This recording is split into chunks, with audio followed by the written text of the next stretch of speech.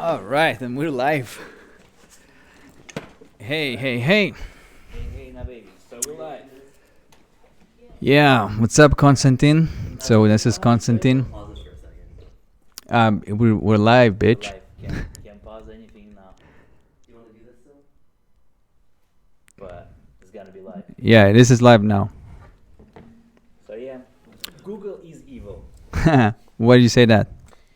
because it's aiming towards the profit and it's trying to touch everything possible to touch. Mm. So things that are not meant to be, they try to become a superpower to where they want to control every single your thought, Yeah. everything that you like. Mm-hmm. So it's Like, why do you think Google would want that? What are they doing? because everything that they want is they want me to buy information from you, Mm. and you want to buy information from me. Mm. And that's how they give you free shit and be like, oh yeah, here we go. There's like a speaker that costs $5, and when you understand that the manufacturer of the speaker is a lot higher, but they give you the speaker, but then they collect all the information that you talk in the house. Oh yeah, I need a new vacuum cleaner, and then ba-bam, next thing, your mail is full of vacuum cleaner advertising and other things. So you don't have any privacy. Plus, they tried to do everything. Came out with a good search engine that was probably the best search engine, and now they came out with everything. They want to. Search engine anymore. It's not a search engine anymore. It's the advertising agency. yes, it's an advertise. Yeah, correct, 100%. Else is the way to get customers. I know. That's why I don't really like that. So yeah. And what about you? What do you think about Google? Man, Google, interesting, man. Google is like close. It's I have mixed feelings about Google because Google was just one of the coolest things that was ever there when I was a child. You know, when it came around, and it was Switch the camera to you. Oh, yeah, I am back to me. Yeah, because you can see it's right here. That's me.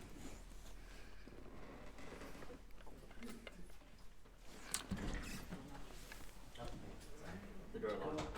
Because it's like.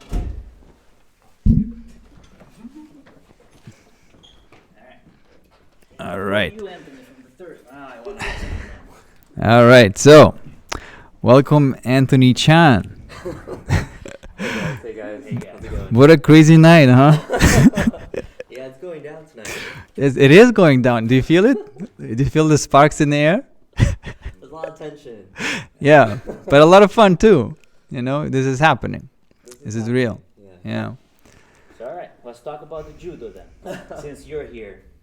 Oh, I haven't finished my story. So mixed feelings about the Google, right? Because when I was a kid, Google was just like a really cool company, you know, and only kids knew of Google, right? It was like a superpower. Dude, that was a superpower, like, you know, and like the grown-ups are talking about something or whatever, and then you know that, like, what are you talking about? I know way better because I have Google. And they didn't at that time, they didn't know Google. Imagine the superpower the kids had. And I think we grew up with this idea of that having superpowers, you know. But what happened later with Google, it got commercialized. Because at first it was just a lot of money was coming in, but nothing was coming out because it was just like a project. It was not, a company. But whenever they started commercialize it, you know, I think it was like the first year they released the AdWords. I think they made like 4 billion the first year. It was something crazy like that, where it was a non-profit company for years, and in 1 year, boom, 4 billion. You know, so it's like they really hooked everybody up to it by giving you, hey, this is free. That's And what we do right now too. yeah, but then what you really you pretty much ended up paying a subscription to an advertising magazine for the rest of your life. Yeah. You know, that's the price that you paid. You're getting this advertising magazine everywhere now because Google controls, and whatever ads you see, that Google pretty much decides that, you know, Google, Facebook, or whatever. So they decide what you're gonna buy, what you're gonna be interested in. Pretty much, they decide your whole life. If you don't think clearly, they pretty much decide for you. Exactly. You're not deciding anything. Who are you? You know, if you are being programmed to be somebody else. Yeah. What do you think? I actually have a question on this. They say Google can listen to what you're saying now, Yes. and that's the thing, right? Yes. And I've heard stories where people were talking about a certain brand, and then suddenly your phone, the first ad comes up, and it's that product. I was talking with Jackie about buying A vacuum cleaner. That's why I was talking about vacuum cleaner. I never even fucking thought about the vacuum cleaner breaks down in the house, right? So I'm like, fuck, we need vacuum cleaner. So I'm looking for vacuum cleaners. I'm thinking like, oh yeah, I heard this brand is nice, this brand is nice, this brand is nice. And then she opens her phone and she finds advertising of vacuum cleaners. So that gives you an idea that, well, how is that possible? Yeah, like it becomes a little spooky because they can predict your moves now. They can And- predict your moves, they know what you want, they listen to your conversation. Yeah. It's very, So- very bad for It's the whole the same idea of thing. being you. It's the same thing like in Matrix. You have everything hooked up in you, and you're not yourself anymore. Like you are running the programs that are being installed in you, and you're thinking that that's you. That you need to get like the latest fashion thing. That you need to get this like because that's me. That's me doing, but not realizing that everything has been planted by these freaking ads, by the media, creating the personality that you're running now. That may not be even you, and then you live somebody else's life. And that shouldn't, obviously that's not a great What do you think about Google, Anthony? Well, It's been really helpful, especially in school.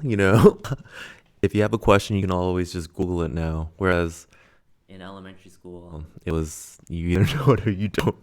But now you can always It Google. was Yahoo.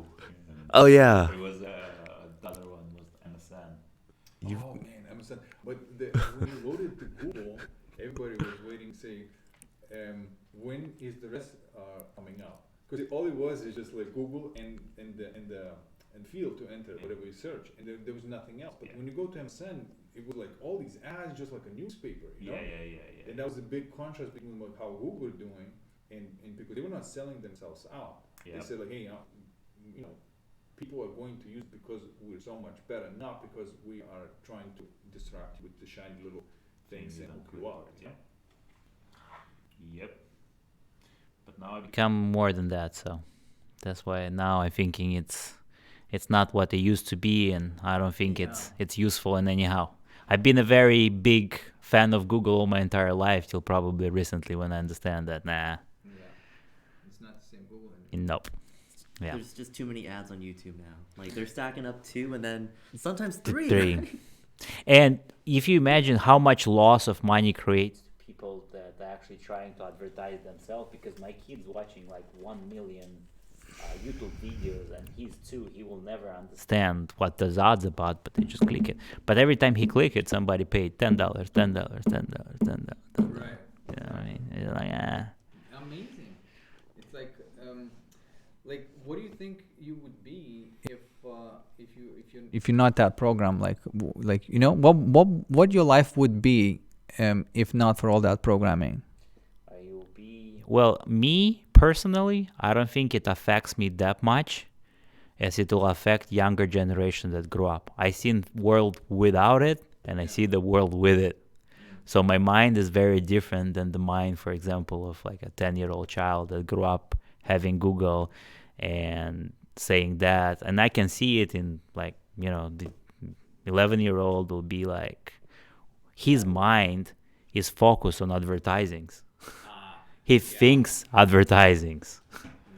And it's very hard to change it because it's like, oh, this is cool thing because I seen it, right? This is nice but he doesn't think the logic behind it. But don't you think that's a little bit like being a zombie? Oh, that is being zombie, but everybody else being zombinized because that's Do you how like they grew zombies, up. Anthony? You read my mind. I was actually just gonna say like Halloween too. Like it was, yeah. That's how zombies, man. I was gonna say like growing up in the 90s, and just watching TV, like at a TV, you sort of like were looking forward to seeing the commercials. At least I was as a kid, like, oh, like Coca-Cola is about to have the like polar bear going down like a little slide every winter, and that was something that I sort of look forward to every Christmas.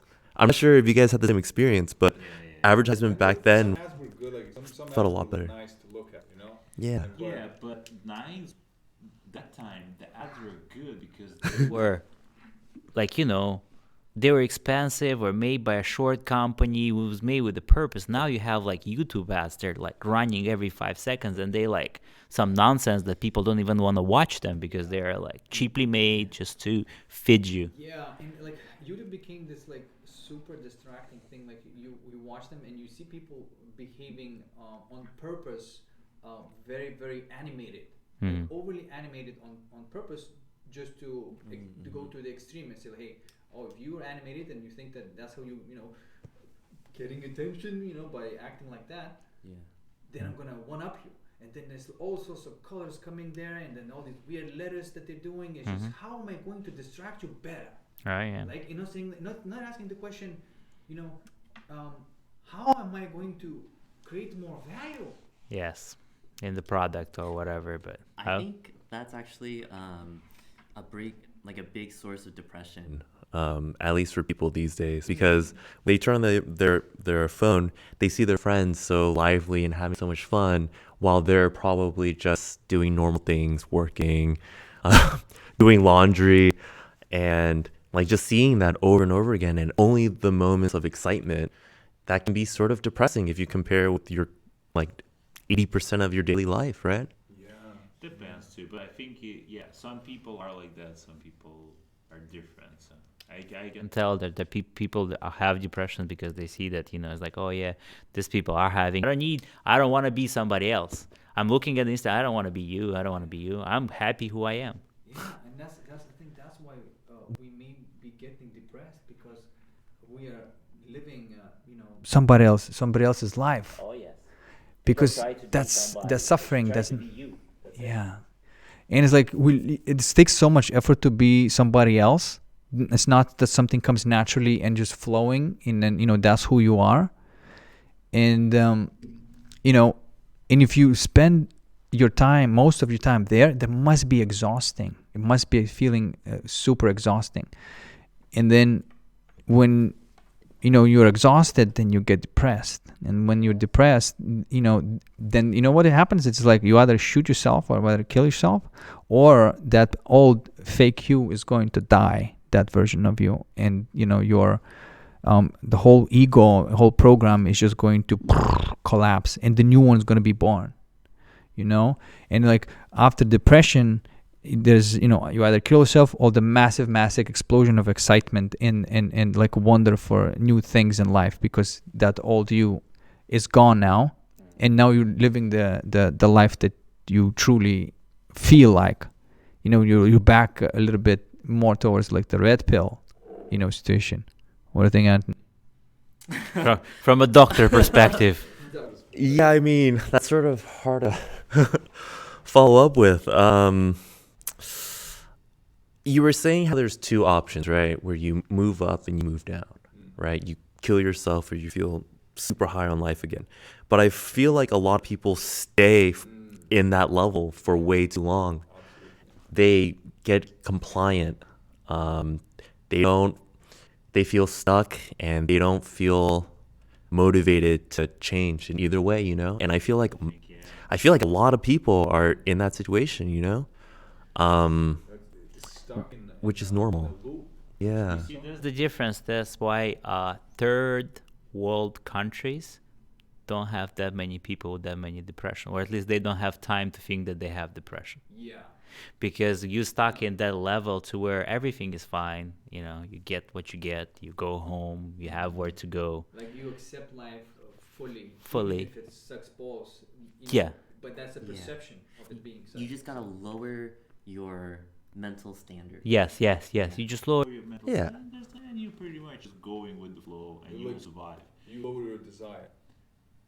Well, You desire a little less of that. Like maybe if you get fed today, like that's a great fucking day. Yeah. Yeah, exactly.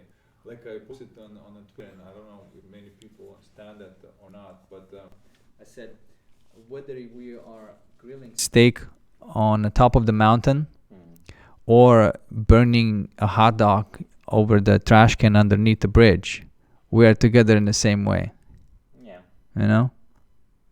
because you're exactly doing the same thing, just with, yeah. So it really doesn't matter. You can be in the present moment, Yeah. whether you're super wealthy or super poor. I You feel can like still be wealthy in your soul. Yeah, you're still doing the same purpose. You're grilling to eat. You're still being right now, which is a gift, Yeah. you know? Yep. I can only sort of speak for myself here, but whenever I do accomplish something and it's sort of become a new baseline or the new norm for me, I reset my standards to like sort of make it a little higher now. You set the game. Yeah.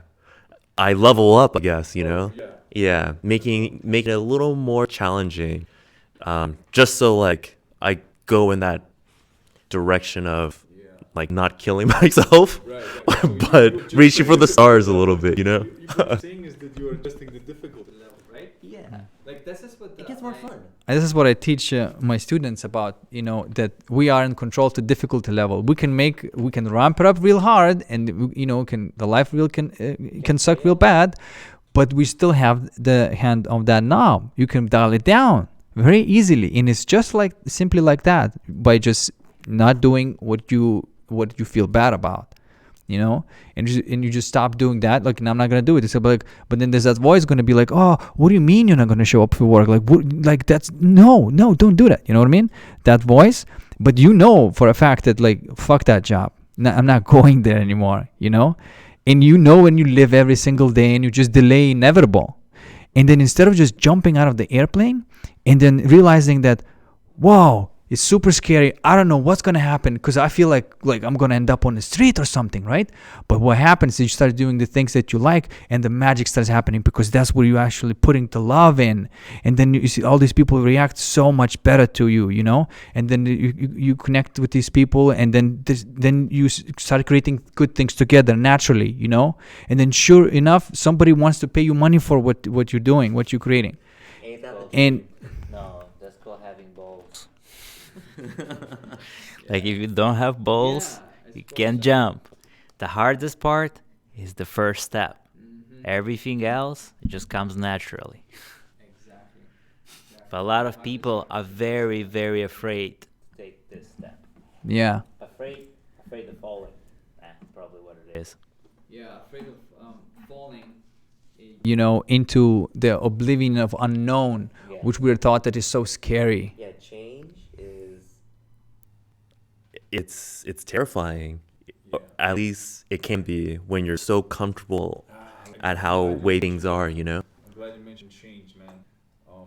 Because I think you hit like the of all the different philosophies of everything, and I think you hit the nail on the head, mentioning the change, and change can be terrifying. Because I think you can deduce it from that very, very easily. If change is terrifying and that is suffering, then what if this change is something that you accept? Is it possible that you can have bliss then? If you can always accept the ever-changing world around you, and no matter what happens, you just keep accepting it, and it's like, that's the world, that's the one I chose, that's the game that we're playing here, you know? And then you go with bliss. You're not resisting the world because there's nothing you can do anyway. We're just like the watching this movie is being played, and we can watch the movie and like sit in this chair and really get emotional about it, or we can just like look at it and smile and laugh and, you know, take it with the humor. This is our own movie, you know, and it's up to us how we watch it. Yes. Correct. It's all. So yeah, let's talk about judo. Judo. For the judo.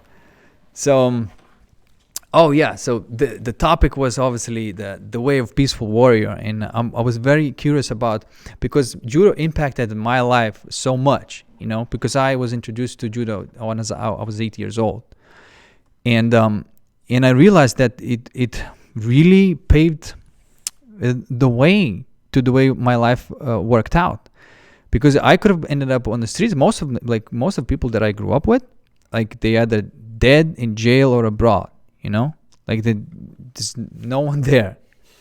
So Burst out. yeah, it's like right, yeah. Well, new generation, of course. Things are very different. But that's what was it like, So what do you think, Cons?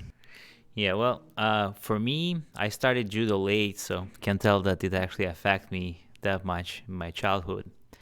But I started judo when I was 26, I think.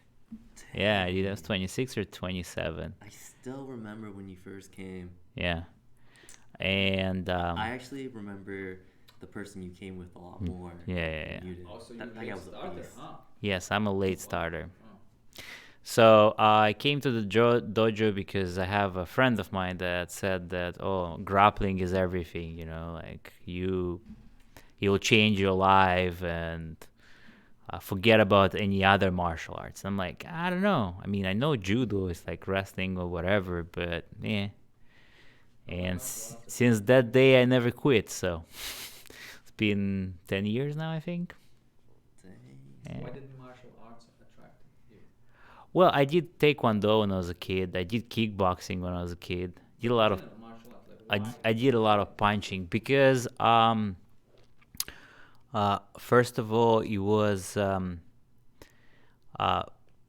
was something that I never liked to play sports for some reason except for martial arts. Because you were short. I don't think that because I was short, but First of all, it was a really nice group of people all the time. That what brought me to there. I think it's like probably the best group of friends. I still have friends from my like kickboxing class. I live in Vegas for some reason, but I still keep in touch, And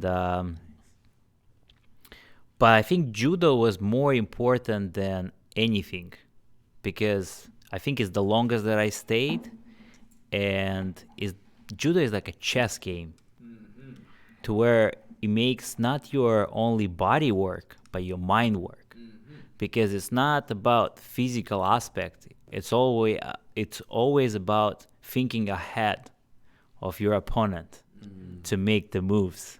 Knowing what you're good at and what they're Bad at. Yeah, Yep. Absolutely.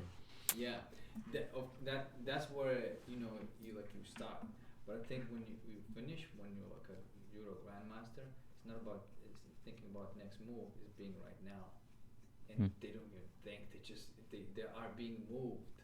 They're being moved. They don't move. And that's when you create the most beautiful moves because you can humanly do that. Only when Yeah. I think that's like the last level. I think the highest level is where you're just automatic. Exactly. Yes. Like You're always going to be fast if you It's are. like listening to the music at that point. And it's almost like your body's possessed in a way. Oh yes. Like you just get into rhythm, and I'm not a good dancer at all, but in judo, like there is a rhythm. It's very different. Like it's like 0%, 0%, and 100%, and you tone it down a little bit. Like it's like a wave of energy, and if you just time it right, it's like you don't even have to put any thought or energy into it. Oh, glad you mentioned that. It's flowing. Because what you mentioned that is leverage. Judo, the whole philosophy and the whole life is like, what am I going to do in life where I have the most leverage? Am I going to hit my head against the wall for years, or am I going to just do that little, and then everything just falls like dominoes? That's the judo philosophy, is having the leverage at the key point, like you said, at the right time and effortless. It just happens. I sort of think that a lot of sports, you can develop and grow from almost anything, right? Yeah. Sports, music. Anything like that.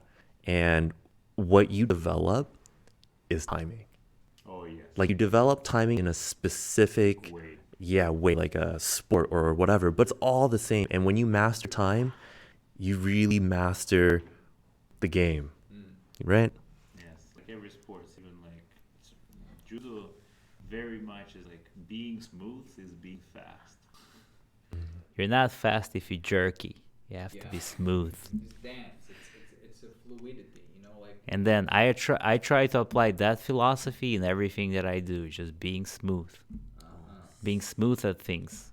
Not being fast, not being erratic. You have to be smooth and precise. Yeah, absolutely. I agree 100%. Smooth and precise and balanced too. Like, Yeah, smooth, precise, and balance. You have to have balance. And you have to balance same thing. Like in life, you have to balance things out. Everything is balanced, right? Like we talked before. You have to have it here. Too much of it is bad. Too little of it is bad. It's always here. That happy place. Yeah, you always bring it down in the middle. Yeah. I think like the most beautiful technique is when you actually Balance yourself the most, but it's at a time where it's safe to do something like that. Yeah, Does that make sense? Like with Uchimata, right? yes. You're literally standing on one foot, trying to throw your opponent. Like you're carrying yourself and your opponent, but if you're at the right place at the right time, you can off balance yourself like a seesaw on one leg, and it's unstoppable. Like, you just can't stop it. Yeah. So the timing was so good.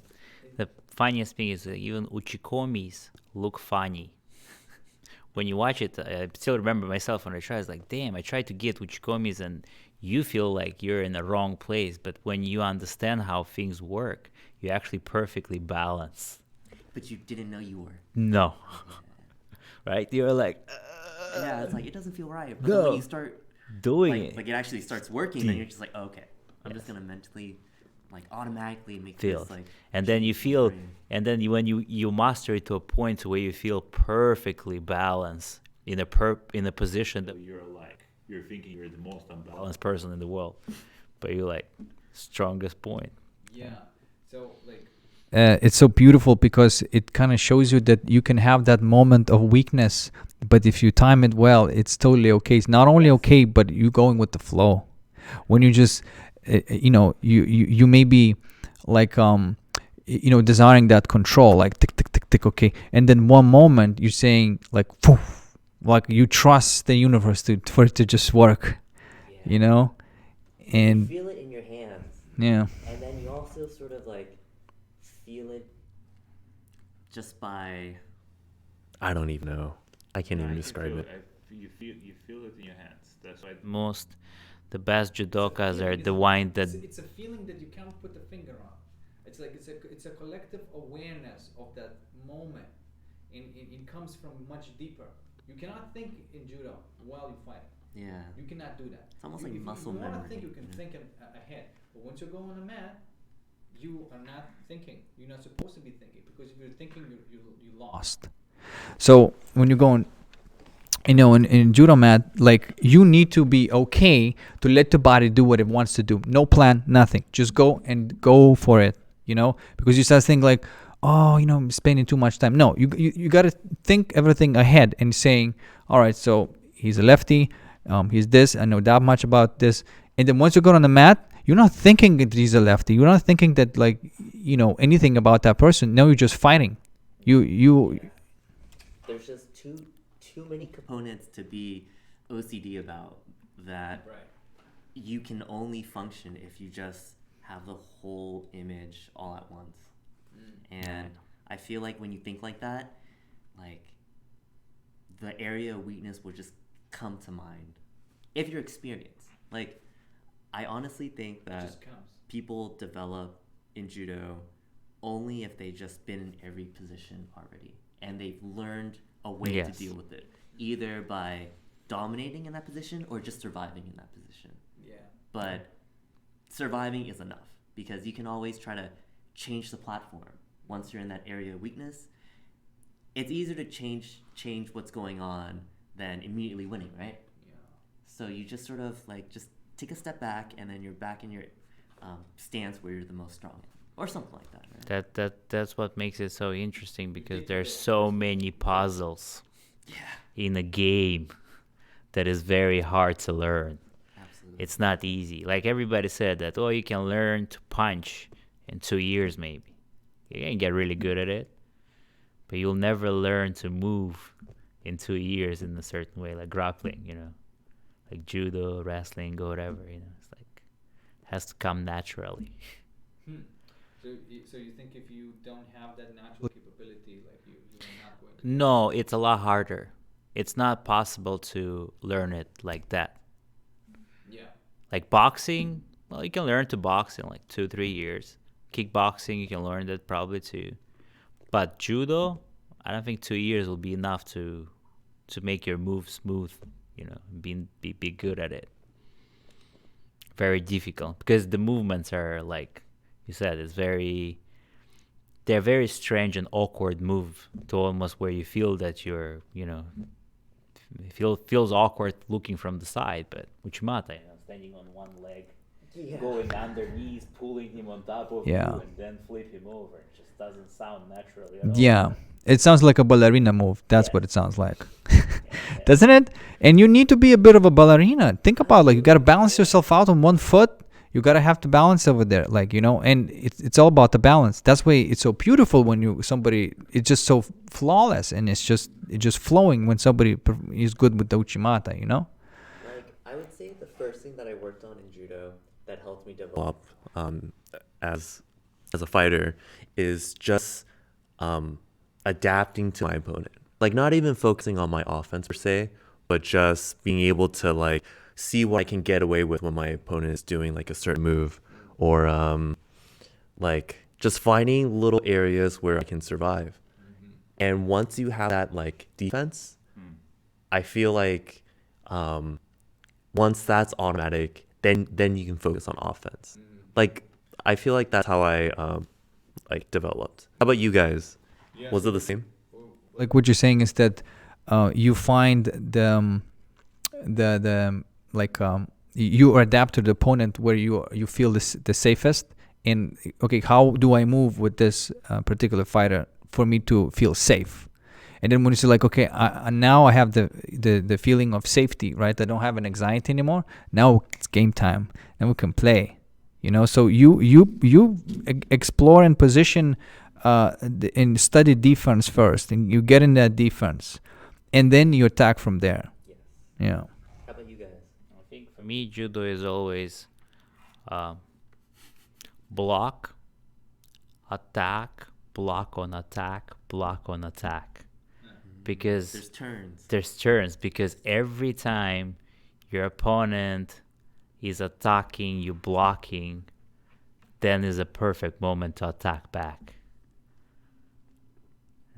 Yeah, Timing. Yeah. And what do you think, guys, about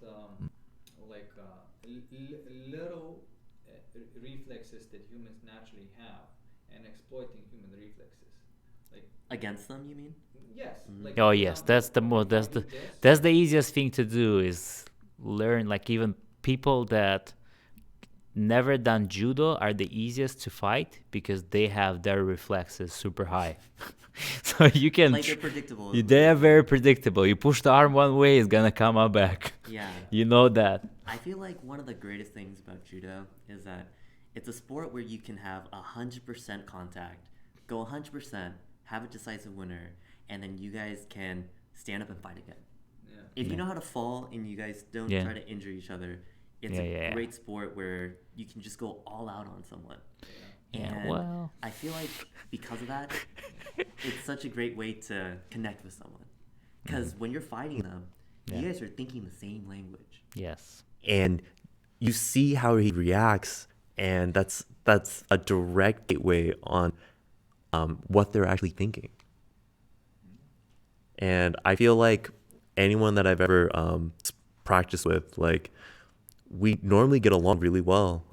Even when I compete, it's really nice to see others who I've connected with in a sparring match and seeing them grow, because you understand what they're going through so much more because you guys both are communicating in the same language. That is so true. I mean, compare judo with boxing and how much rivalry is over there and how much it becomes naturally. So the boxing kind of distance people out, but judo is kind of brings people together, because in judo, if you had the fight and you lost, you bow to the opponent, you thank the opponent for giving the lesson.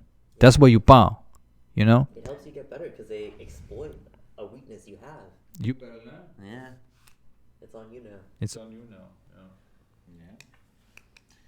Connects to people. That's why, like the Russian guy said, it came to visit me. He said that it's like with Judo, judo. you can go anywhere in the world, and you're welcome at any place, you know. It's so true. Yeah, judo, like, yeah, that's true. There's so And much you'll find camaraderie. friends anywhere. Yeah, there's a lot of camaraderie in judo. Yeah. Like you said, because you're judoka, you already have certain connection. Like you already connected there, and it's like, hey, you're my kind of homie. You're from my tribe. Yeah. He's thinking the same wavelength. At least when you guys are fighting. Yeah. Sucks. I went to Mexico, but they You know, I was thinking to bring my judo. I wanted to bring my judo gi. I'm like, damn, this is like, you know, lifetime opportunity. But they didn't have any judo club, and I was surprised. How the fuck somebody doesn't have a judo club? There's no judo club. Big city too. Yep. There was I think there was BJJ. There was even a Ribeiro Jiu-Jitsu there. Dang. That's Jiu-Jitsu is taking over. It's Yeah, amazing. Jiu-Jitsu's taking over the whole concept. Though even was part invention of judo, you know. It's all because of my Maeda. Because Maeda was doing illegal moves, and Jigoro Kano like banished him because obviously that's against the discipline of judo, and then he obviously fled to Brazil. But you see this thing, like it was so dishonored that he could not live in the same country, like he had to leave, you know. And he went to Brazil and said, you know what? Okay, Jigoro Kano, you saying that I can't do these stuffs? I'm gonna create my own school. After Japan because the World War. Yeah, I don't know too much about it. Like maybe he just left because he was a samurai, right? Or Yes. No, they didn't. They Associated with that I life. Yeah. think they got exiled. Yeah. They exiled them. Yeah. It's an honorable thing to do back then. You did not argue, like it was just okay, like that's it. The culture is so like they had harakiri and all these sorts of things there, right? That meant is Because they cannot continue life in shame, apparently, right? So they would go through that. So imagine the protocol of the culture over there How much of that do you think is true? You know, of the like, harakiri. I No, feel like that's if I was a samurai and my owner was like, "Yo, kill yourself," yeah. I'll be like, "I'm gonna go to another city." But if you want me to commit, what do you call it? Haraki. Damn. But that's the thing is because I'm probably not gonna do that. have a different connection. the different like reality completely. Like you say, like that's kind of stupid, And from your perspective, it is, right? But from their perspective, it's like the most natural thing to do, The beliefs that they have that pretty much like if you fail, instead of living in shame, you just go on to the next life, right? So you just like they change the cartridge of that game very quickly, And so it's interesting, like why that would kind of happen, right? But like as we evolved, that slowly went away. We're not doing that anymore. So it must have been a progress. Good job, humankind. Yeah. Yes. A lot of that's what they even say. And there's They still jump off the bridges. well, but not because they are ashamed, just because they don't know what to do. So yeah, but yeah, I think BJJ took over mainly because of nobody's really promoting judo as a business. Absolutely. Yeah. Like it's not cool on like YouTube. Well, and- no. It is Yeah. cool, but And nobody's like promoting it. It's like a theater. It's like that one's marketed out. Yes, it's Yeah. marketed out. Yeah, It's like Google. Google market things out for you. That means they're cool. Yeah. Even maybe Gotcha. something else is better. And judo just has this old fashioned like, oh, if you want to do it, but we're not gonna Shove it down your throat, Yeah, like right. business approach. Yeah. We're not gonna exactly. have cool patches and Yeah. Yeah. super cool things. Like we're more traditional, a little more reserved. Yeah, and that's That's why I think if anybody's in The judo is because they want to be there. Nobody pushed them in. Nobody said like, hey, you got to do judo to stand up for yourself in the streets or whatever. There's no such thing. Judo doesn't teach that. That Judo teaches like, don't do that on the streets. Do that on tatami. Don't do it on the streets. You know, it's just as a completely last resort, because you have the power to whoop anybody's ass. Why would you try to prove that?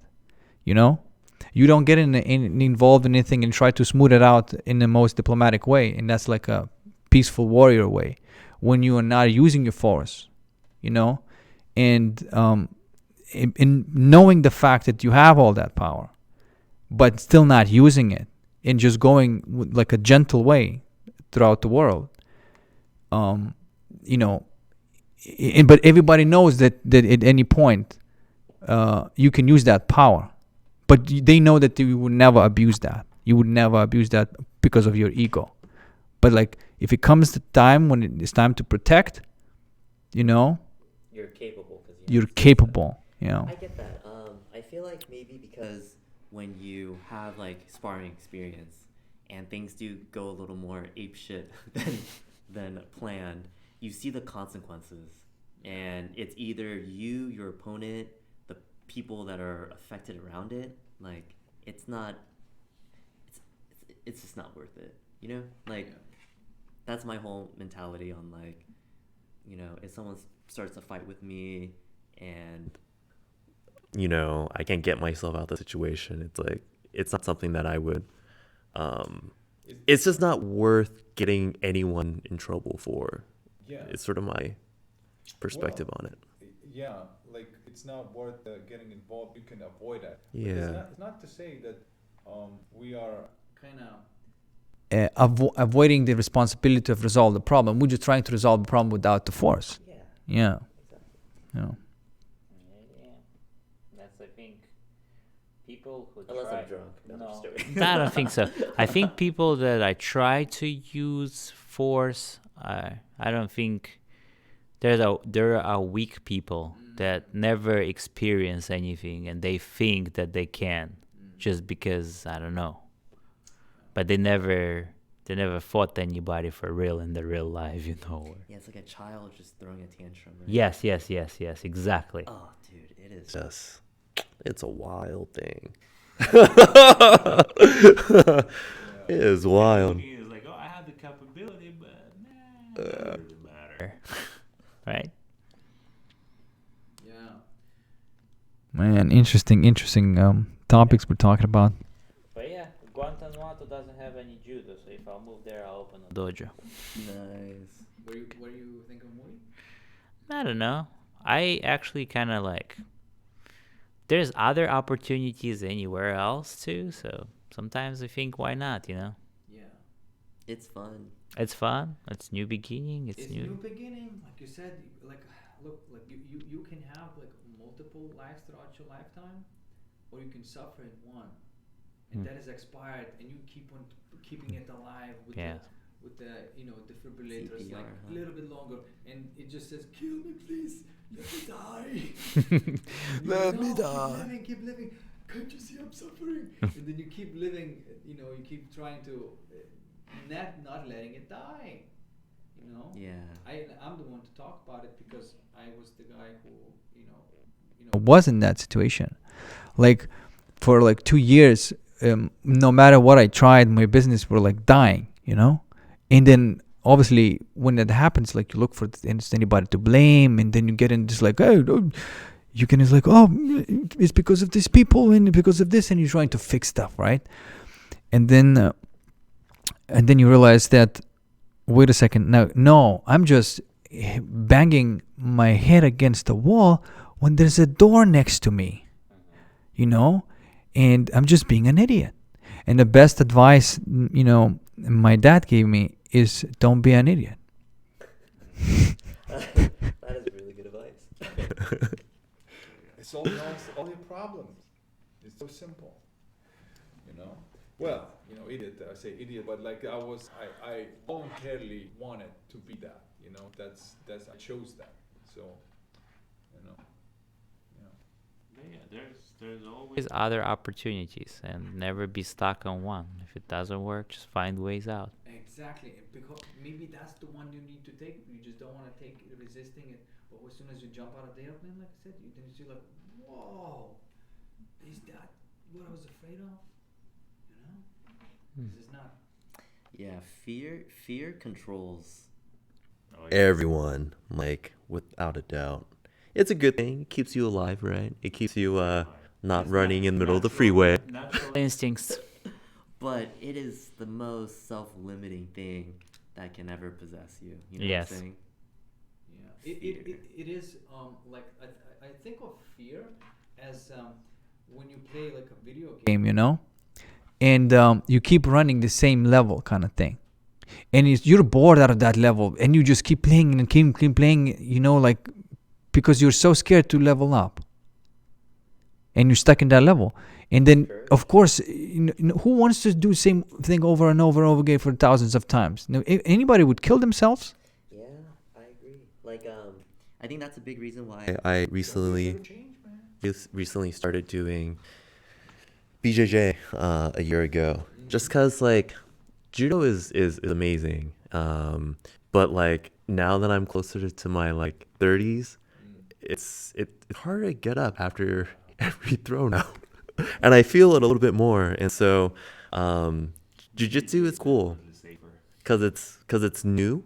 I get to put on my white belt mentality on, and It's fun. It's fresh. it is a lot of fun, just flowing, and like it's like judo, but maybe slightly slower pace, Yeah.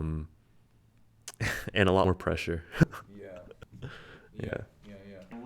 Unless chances judo- to get injured too. Yeah, that's my favorite part. Yeah, yeah. I mean, like that depends. You know, it's different types of injuries. I think judo can really cause A more severe injury than jiu-jitsu, because we're talking about the body slams, you know, and all sorts of weird positions to land. Nobody falls in jiu-jitsu. They're already fallen. You know, now it's the, you know, when all these two samurais get together and they fight, and it was a sword fight at first, and then you get like a fist fight, and then when you drop on the floor and it's time to choke everybody out, when it's the culmination of a fight, that's jiu-jitsu. That's the end of it. You just painted a very badass scene, Kes. Yes. Yeah. I have a lot of good things to say about it. Is that a sport you guys want to get into eventually? It's it's correlated with judo. Yeah. So a lot of ground game. It's just a different regulation that changed The whole game set about it. But I like both, and definitely if I have time, don't really have that much time, but if I do have time, even today I was thinking to go jiu-jitsu because I didn't have time to go judo. So, but jiu-jitsu is fun. It's definitely fun. It's the same chess game, just on the ground. Yeah. Yeah. Actually, jiu-jitsu and judo was obviously one and same thing, right? So Yeah. you know, for those who like, don't know judo, like In judo we call newaza, and newaza essentially what jiu-jitsu is. It's what happens after you throw your opponent and end up on the ground, right? And that's when the yeah. It's like a different dimension. Right. It's such a different game. And Yeah. there's really a separation on skill level. I guess because, of course, judo focuses on stand-up, and our rules sort of allow us to still be world champions without really knowing any groundwork. Without actually submitting anyone. Just maybe good enough to survive, per se, you know, because, good enough to survive. yeah, that's not what I meant. Like, Good enough. judo guys have, like, amazing pressure and really good defenses for getting flipped over and pinned. Yeah. Absolutely. So in judo, like when you throw your opponent, right, and falls on flat on the ground, it says, Yes. okay, because you did it so well, let's not bother to understand the outcome of continuation of the fight. That's full victory. That's what the judo is saying. Yeah. Hey, you don't have to go down and break his arm. You don't have to go there and choke him out. Yeah. Right? It's that likely because you threw him so well that the likelihood of that fight is that, okay, we know the answer here. We know who's the boss, kind of thing, right? But jiu-jitsu says no. you know, that's not necessarily True. I can get thrown, I can choke anybody out. And jiu-jitsu says, you know, let's just continue playing that game because I don't think that's where it ends. Yeah. You know, but judo ends there and it says, you know, we're done here. Yeah. Yeah. I hope one day they fuse the two really well, because I feel like that's still something that I think so too. It used to be like that. it's up for grabs. At least, I mean, I feel like the level for judo guys and groundwork has improved a lot, and vice versa. So Because Jiu-jitsu used to be judo. Like jiu-jitsu is the ancient form of martial arts for samurai. jiu-jitsu, right? That's jiu-jitsu. Judo came up later when Jigoro Kano decided, hey, let's just take out all the lethal moves and make it into a sport. To jiu-jitsu. He was too short and too small. You think so? Really? Yes. Did you look that up? Yeah. Jidoro Kano went to do jiu-jitsu and he got refused because he was too weak. His own universe. Yes, so he created his own universe. Yep. Well, good for him, man. Yep. Look how much, like, we don't have to kill each other. Like Anthony said, hey, we can just like Have multiple fights and nobody's hurt. Everybody's kind of still fine, right? See what he said? The one door is closed, you can find another one and open next to it. Yeah, exactly. The door was closed for him, and he invented the whole world. He created his own world. Exactly, Created his exactly. whole world just by opening another door. Yeah, that you you can. can do that. You can create the entire world by yourself. So yeah. Like, and that's the thing is that look, like you live in this world, and You live in this world, and you can pretty much invent your world. Like that's how crazy it can be. Like you live in this world and say, okay, yeah, the world works like this. I'm gonna actually, invent my own kind of world. Like that's kind of ballsy to say that. To say that, like, okay, everybody's doing this, but I don't think that's who I am. Let me invent my own way. Like, okay, nobody's, yeah, like nobody's doing that, right? Like Bruce Lee, in the same story with Bruce Lee. He was refused, and he was never, Honored by this coach that he really wanted to be honored by. So he created the zone style, right? Because he was way too Western. westernized, and so he merged those two cultures. He merged the Western culture and then the Eastern culture, and then the genius happened, man. Like that's when you mix it together. So all these boxers that were on the Western, and all these kung fu fighters, and all these ancient traditions, they both were wrong. And Bruce Lee put this and this together and created magic. Mixed martial arts. Yeah, exactly. Mixed martial arts. Mm-hmm. Well, that's what I don't know. It sucks that Because they want to make it. Well, they try to promote judo, but it doesn't really work that well like jiu-jitsu, That's what they try and take jiu-jitsu away from judo to make it more visible on TV, I guess, so people get more interested to promote it. In a way, I don't know. I think it's not. Like, because what you're saying, it seems to me like instead of trying to have judo and promote just like jiu-jitsu is doing, what you're saying is, how about we merge them two together? And how about, like, what if we could have a fighting what is jiu-jitsu and judo in one? Like, is that possible? How would that look like, though? It's called sambo. Sambo? Yes. Yeah, I suppose. No, but like we can't. Sambo is. jiu-jitsu with judo together.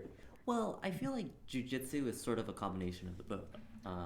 In the sense that if they were to be okay to fight standing up, that's how they start. the only part that they need to do. No. And in judo, of course, like, hey, you're okay to be fighting that same, on the ground. So it's the same sport. It was like the jiu-jitsu, same martial arts all along. They Why actually didn't we just merge back together?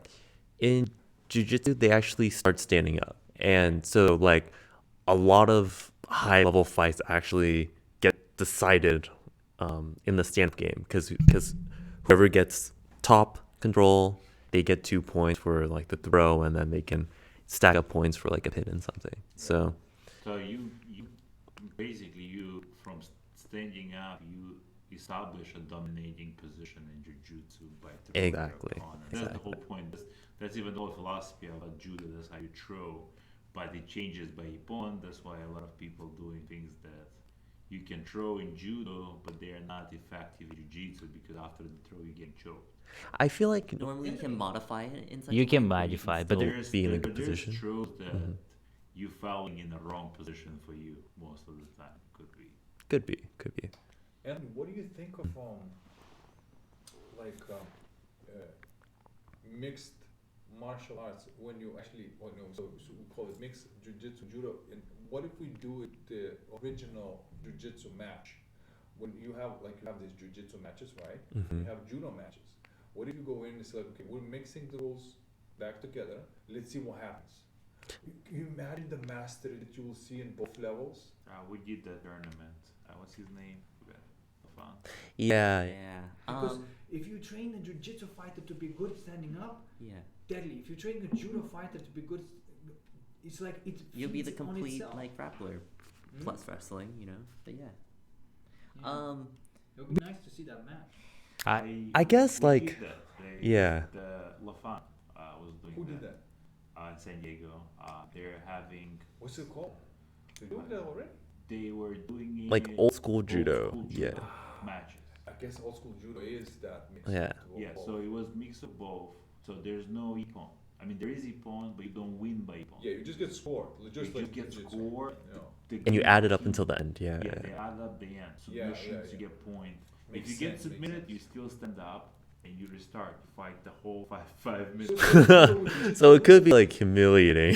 Well, you could humiliate somebody. Hey, but that's like judo with jiu-jitsu rules, isn't it? Yeah. Yeah. It's Just judo with jiu-jitsu rules. Yeah. With the jiu-jitsu. Well, if you tap, that's also 1 point. And then It's you just one keep fighting. point, yeah. So the top equals to ippon. Yeah. So if you throw somebody choke you out. It was you a won weird. one. Yeah, but like the if we want to have keep more That judo, was my first competition. So. I remember. Yeah. Kataguruma. if you Dude, bro, you stood up like a boss. I was like, are you just gonna stand there and like just hold it up for a couple seconds? I remember like, holy shit, I got it. And you guys like, throw, Yeah, throw. Finish him! It's like, oh, Get the ippon! like a full stand-up kataguruma, like looking from Pattaya. Yeah. That was dope. Yeah. And then I still remember the Russian guy lost to Giovanni. Poor Giovanni. So Yeah. going back to judo jiu-jitsu match, right? Now, if we don't incentivize the actual throw, so then people may not bother, and then takedowns take over, right? Then it's like, all I need is just take you down. I don't need to score, right? So that's why I think if you do that match, it will look a lot like jiu-jitsu, no difference, right? Because it's going to be about takedowns, not throws. So like you need to be incentivizing the throws a little more somehow, and then you can perhaps preserve the beauty of judo and a beautiful transition into newaza, the true newaza, with the jiu-jitsu. Like there are these rules there that you can really, really merge those, like really like how it was back then. You stitch it back together, them, there's something there, I think. That was The tournament. Yeah, it was just a little weird because if you just outclass the guy, it's like this is gonna last for 5 more minutes, But are you saying that maybe the rules can be like if you get a perfect throw, like that's a win? Yeah, Interesting. Just for example, only ippons. Yeah. Like only ippons are okay. So when you take a massive, like For example, you would not bother with the throw unless you feel like it's going to be an ippon, right? So for example, if ippon is still a full victory, but no wazaris, nothing else, and if no wazaris or anything else, then you still work on having that little chance to have that beautiful throw of the full victory, because you don't need to work on the floor anymore, right? So that's more incentivized than what we have right now, because then takedowns take over. Nobody's gonna aim for the perfect throw, if you have that type of rule, I think it becomes more mixed, right? Because you still will work on that ippon, and you see what I'm saying? Because if you have the fighter who's too good on the ground and doesn't want to be good at, standing up, he's going to be punished because the judoka would throw him, real hard because they don't have the skill. And of course, vice versa, right? The judoka will be afraid to go down because he doesn't have skill. So it would make them into more versatile fighters by having these mixed rules. I never thought about this way, but yeah, it's possible. I mean, I am glad at least that now they took out Shidos. So there's no more Shidos anymore. What is it now? You cannot lose by Shido. You have to win the match. So what kind of penalty you get if you don't? You get Shido. So for example, you get 3 Shidos, you get disqualified. But there's no winning the match by Shido. Like before, you was like, oh yeah, 3 minutes, that's it. You won your fight by Shido. Now it goes to golden score, and you fight till somebody wins. You do not win by Shido. You cannot win by Shido. But then if you get 4, I think. Then Yes, you get disqualified. So you can lose by Shidos, but not win by Shidos. Not by win by Shidos. To Much better. much better, way better. Yeah. Now the fight is interesting. Nobody's trying to do like, it's like, oh yeah, So oh yeah, I got a Shido. Like just hold there, Exactly, because so many fighters I saw, like in the world class. Right? And because like there was a little Shido that was hanging there, and they didn't have a chance to really match it out, and didn't get the golden score. It was obvious that it was just like not the best fighter won, because it's a little freaking Shido. If not for the Shido right now, so they can still hash it out and say, okay, let's see who's the best for real. And let's not decide just because like you made a little mistake that you're the worst fighter. Let's not go to that grainy detail.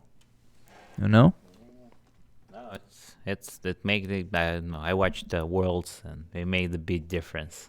Even it's way more interested to watch too. Yeah. Like before, people were like, oh, it's like He has a Shido. Let me he has a just wait Shido, until- yeah. Just run away and like fake it too. And Russians were using that strategy a lot, where they would Shido Somebody out, and they were really good just stalling the rest of the time, blocking Yeah. from entry and Yeah. kind of like fake entries and fake Yeah. throws. Well, judo is getting more exciting, it seems, huh? Yes, it's very exciting. It's I never watch it from this perspective, right? So now I watch it at home, right? And then I was surprised that even my wife was interested in judo just by watching it. Yeah. It's not something that I would force her to watch, or she was just actually like, oh yeah, start watching. It's like, oh, I know this girl, she's like really good. Like, oh, let's see her match, and she watched the whole Worlds with me. So yeah. Because judo has a lot of femininity there. Yeah. The dance part. Like you can be judoka Really square and masculine, but you're not gonna flow. Your throws are not gonna be beautiful. You're gonna be like a wrestler. There's that elegance is just gone. But in judo, you need to be like balanced. You have to understand the feminine world. You have to understand that sometimes you just move with the wave and you trust that things are gonna be all right, and you just poof uchimata. That's actually really, really Really good fights. I don't know. Like the world. I saw some really good ones, yeah. I enjoy watching it. It's like because first of all, no Shido, so everything was super active. everybody was going like full 100%, man, like, but damn, who got like, was that 10 15 minutes? Hey, yeah, if you ever been in a match and fighting for 15 minutes non-stop, that's a huge. And judo is all Judo, man. 15 minutes of judo, like fighting? it's explosive. Thing, man. Yeah, it's explosive. You have to explode, and you can explode. Okay, you can explode 10 times, but you cannot explode 10 times in a minute for 15 minutes. You have to explode 150 times. That means you have to go. You always have a certain like exertion already. Yeah, It's yeah. like a high cardio, high explosive power. Yeah, Like it's one of the most demanding, yeah. And then watching for 15 minutes, wow. but most demanding. And watching it for 15 minutes, I was like, holy moly. Well, that's when in judo we don't have rounds, man. Like it's just one match, and whoever wins, Yeah. Because back then, in the samurai lands, samurai lands, right?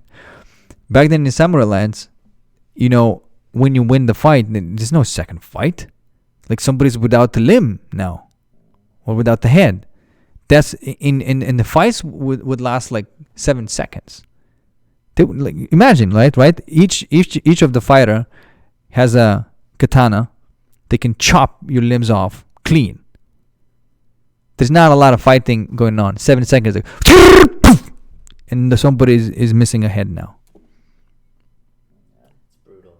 Yeah, it's not a good, like, you know, like you won't sell the tickets because like it doesn't spend much time watching like around in UFC, right? You spend I don't know, like 5 rounds, right? And it's the whole event. You can't make an event with samurai fights. It's not. It can't be sport. They have the fake samurai with a stick. yeah, they with do, a they stick do. now. Yeah, fencing. What's that called? Sword fights. Is it Kempo? Kempo. Yeah, Kempo. Kempo. Yeah, Kempo. Samurais with the fake swords. Yeah, but then they fight many times, right? Like they have many lives.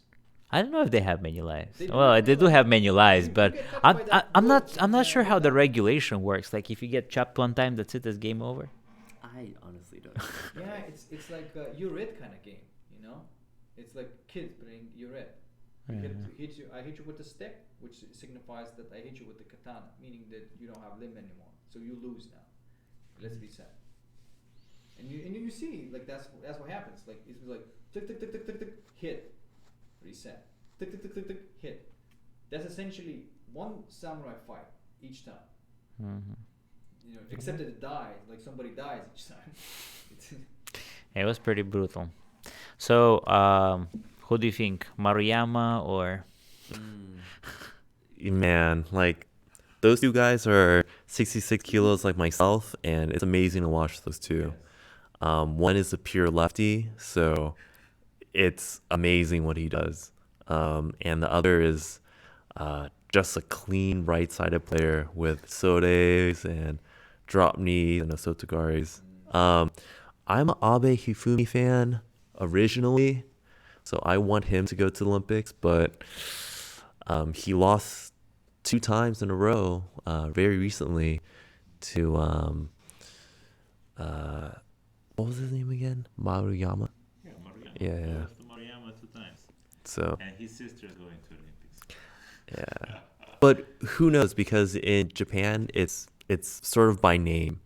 What's my name? I mean, like they both have 2 world championships, you know, and they've both accomplished a lot. I don't know who has more points, but I'm sure it's very close. Yeah. They're very, Yeah. very close. It's a really Really nice to watch because of the whole rivalry thing, because they always are 2 best players. And how many players are in judo, and to get to the rank where you're like in finals, it's very, very hard. Yeah. And they always make it to the top to where. And they know each other so Well, yeah. Like, it's just crazy to watch them fight because, like, there's a lot of mind games going on. I'm not sure if you watched the last fight, but trying to be sorry to interrupt you, but Yeah. trying to be unpredictable and still maintaining Yes, the yes. I'm not sure if you watched the last fight, but Maruyama, he seemed like he was injured in the first minute. Oh yeah, so that It was so weird to watch. It was like, okay, like this fight's over. Yeah. And I think Abe lost it like Hifumi had no idea that was gonna happen, and he probably like, you know, low key was like, all right, I feel sort of bad, but I'm still gonna sort of go hard, but not 100% hard, maybe. The mind games, dude, it's insane. tricked him. And the 2 times that Abe Hifumi lost was in golden score against this guy, and it's always been through some like not the cleanest type of throw, like sort of like a Sumigaishi / like Tani Utoshi trip thing, which will never be a full score, but since it's in golden score, it's a full score, you know. And so I think Abe Hifumi's, if he does have a weakness, it would just be his cardio and unexpected mind games like that. That's Well played. I Well think played. cardio How do you played a win big. your match so well, right? Like how do you win so you resort to these mind games. They say like, okay, I'm just gonna play the human reflex situation. I'm just gonna condition that person to behave one way, and then surprise, motherfucker. I'm gonna put him off. I'm actually not injured. Yeah. Boom. I don't know, like, what do you think, like, from the moral standpoint, like that is really tricking your opponent. That's not, like, do you know what I mean? Yeah, like the crazy thing was, like, I think that was the semifinals. Maruyama, when he had his final fight for the gold, he kicked ass. Yeah. Like, his Uchimata was like Oh yeah. so crisp. It was like he already won gold. Did he fought in finals? I remember it was Korea. Korea. Yeah, Korea. Yeah. Yeah, but I Who's saw the that, Korean. drop knee guy? Yeah, because I like him. Him and Ilyas Iliadis. Like, He was a good fighter, the Korean guy too. He had Ippon Soinagi, I think. I don't remember. Do you remember? I think Ippon Soinagi. He was the Ippon Soinagi guy all the way.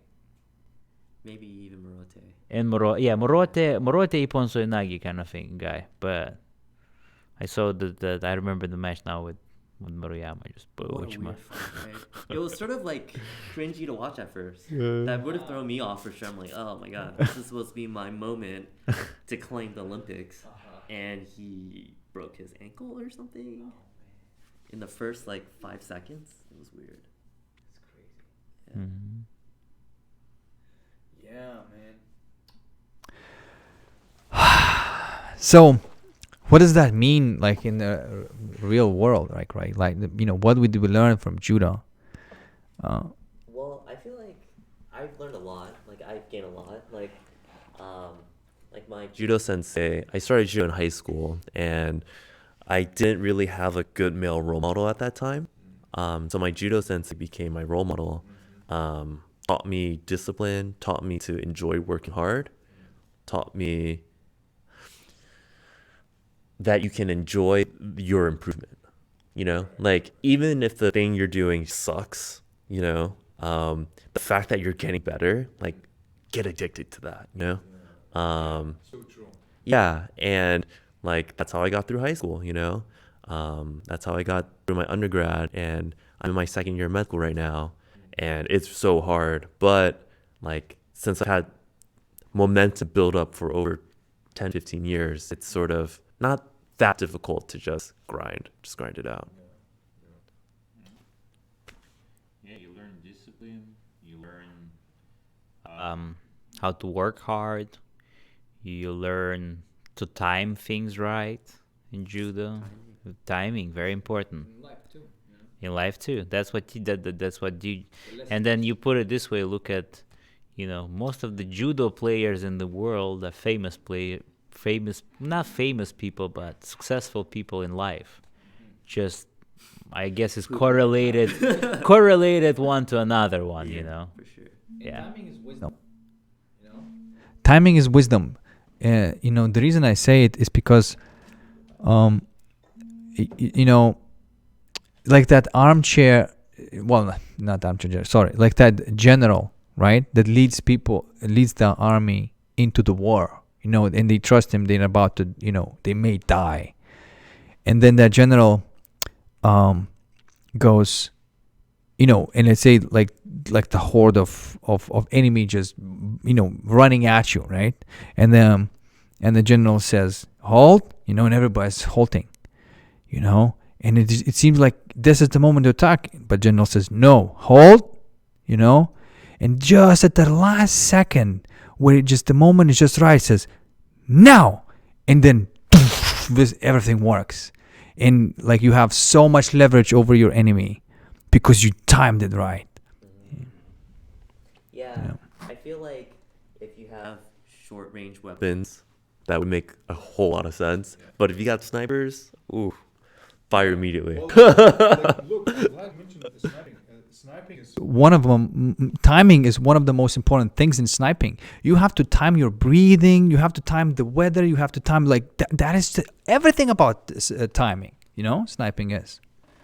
So there's actually a good example of, like, you can be a good sniper when you don't understand the balance, Like you have to understand balance.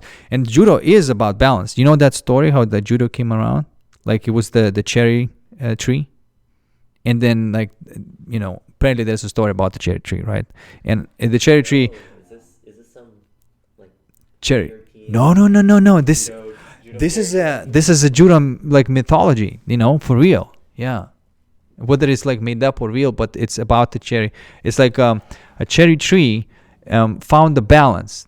The branch of cherry tree found the balance basically, and basically that was an awakening moment for somebody, I can't remember who, to realize it's all about balance. That was the story behind the judo, how it came around, jiu-jitsu, whatever you want to call it, like how it was born. It was like this very zen moment for somebody to realize that it's all about balance. And then the whole martial arts born that, that were based about that. Yeah. It's, in Japanese Zen, right? Japanese Zen, all about balance, all about middle way. Don't push too hard here, don't push too hard here. Don't try to escape this one. You don't try to escape this one. Like, just stay in the middle. Stay on the road. Yeah, I feel like a big part of balance is probably flow. Flow. Yeah. Balance. There's something effortless, right, about balance. Like you shouldn't work too hard To get there, right? It's almost blissful. It's like Exactly. when everything naturally falls into place, right? Exactly. That And balance. everything falls naturally into place, and that's exactly how it's meant to be. And that's what you intended. What do you have to surrender to that balance? But I think it takes effort getting to that point, though, Well, right? Like, to like. I think that it can take you Like 10 minutes, or 10 seconds, or 10 years. Yeah. You know? Timing can vary depending on. But it's the switch in your mind. It's the switch in your mind that does that. It's to like what we're talking about right now. To really understand what balance is and actually be aware of it when it's like, okay, I'm disbalanced. You know exactly what to do at that time, right? Because you like maybe you just like had a blast, right? And you had the party over the weekend or whatever, and you had all this action. And then on Monday you have to go to work and you have to get more and more action, and your body's like, nah, hey, enough. I need a couple of days to chill. I need the balance. But you force it. Coffee. You keep going. And then you're overburned and you crash. That's all because you did not allow your body to have balance. Balance is important in life.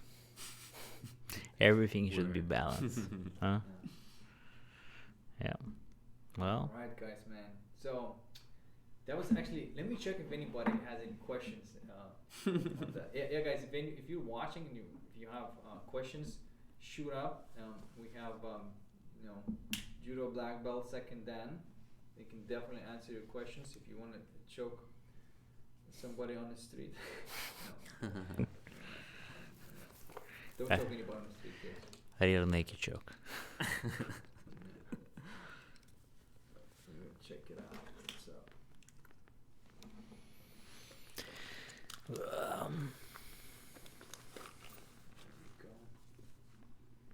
We're going live.